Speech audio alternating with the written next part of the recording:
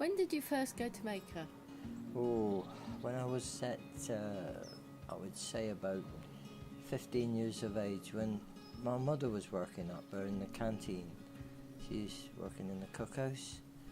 It was a big Nissan up there in them days, and it had a massive big coal fire with a big range right in the middle of the Nissan hut, and there was 4 big ovens, one each side, and a flue up the centre, and I don't know if she stuck it in there, to be honest. On days like we're having now, it was so hot that the sweat would be running out of her there, and all the other women there as well. I used to go up, I suppose, really several times a week. I used to walk up there and walk home with her, because it was, they used to work shift work.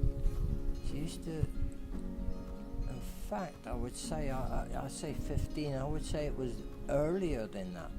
I would say from possibly 13 onwards, because we lived in a big house at South Down, and my Auntie Noni and Uncle George lived one side of the house. Auntie Non used to get me out of bed mornings on the shift, on Mother's early shift, and I think she must have started up there about 7 o'clock at Maker, and then Auntie Non, my Auntie Non used to work up there, and she would be on the later shift. So when Mother went in the morning, she'd go up in the afternoon as Mother was coming home about 2 o'clock. And she'd done that for several years, I would have thought, into the early 60s. She used to walk from South Down up there, and sometimes all the women would clump together and get a car, get a taxi up there, especially on hot days. They used to get a lot of milk up there left over, and they used to make their own cream up there. Just, they used to heat it themselves, like amongst themselves. I used to go up there, and she used to say to me, "Do you want a sandwich? Want a bit of bread and jam and cream?" But she used to pile the cream on a bit thick for me, really. It was very, very thick indeed. But they had so much of it up there, And of course, I suppose, in hot weather, they had to get rid of it, you see.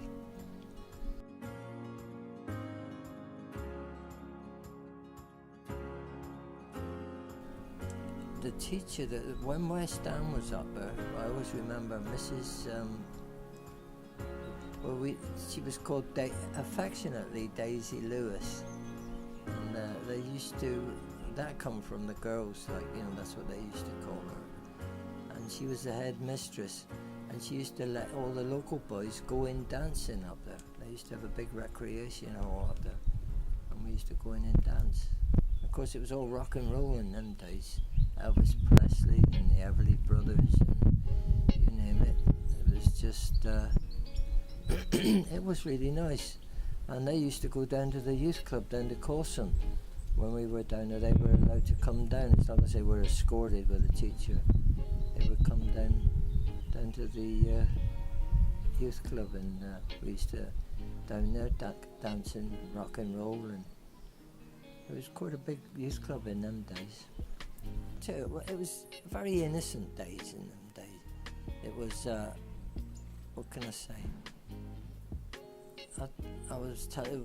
I know we were looking across one day to Boversand. We were sat up there looking across, and the girls was there, and they said, "Where's that over there?"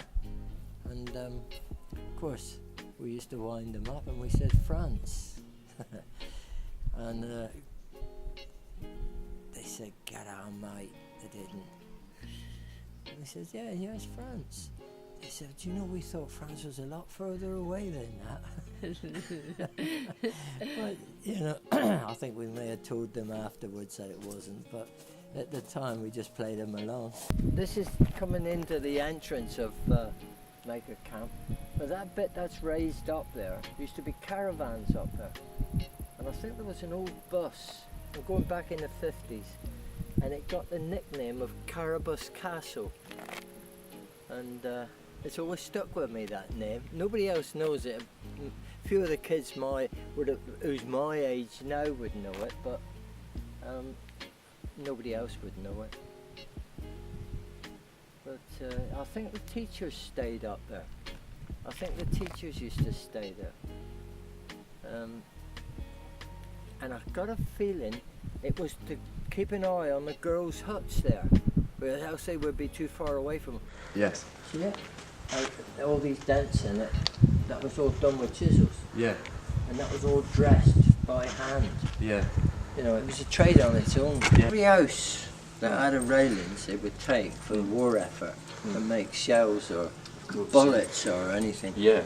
All sewed down was like that. Yeah. Just looking at all this, all the handrails has been cut down for the war effort. How many feet's gone up over these steps over the years?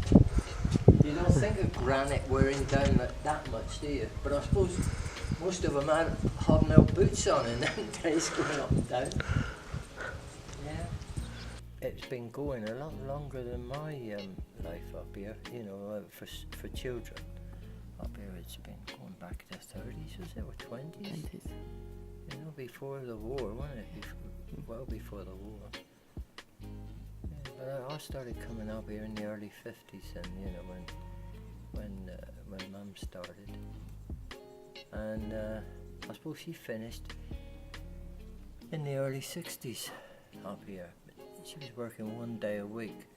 I think it was Marg was telling me that she'd come out of the cookhouse and used to do a bit of cleaning up here with Marg's mum. That's my wife. This year was a dormitory, I think, for the boys, and I think there was different classes they used to take in there as well. But I don't know. I've never been in there, and I've never been in the huts over there. You know, we used to just come up here. How often did you come up, Tony? I used to come up quite a bit, really. That's when West Ham was down, we would be up every night. And they were hot. When all the girls was down from where they were the only ones who'd let us in. None of the other teachers would let us near the place. They used to have the Borstow boys used to come up here. Mother, I mean, I didn't ever meet them, but Mother used to say, she's always said they were the best behaved of the lot. Because if they stood out of line, they'd send them back in them days. They'd take them home, you know. And she said they were lovely. You know, they would come in and help in the kitchen and that. But it was, you were talking 60 years ago. I'm going back now. Before that, you know. Now my children has grown up and they're playing in groups of their own. Well, I started coming back up again several years ago, going to gigs in there. Yes, they have a lot of good groups, and of course I'm getting too old for it now, so I don't bother. And I don't drink, so it's a waste of time.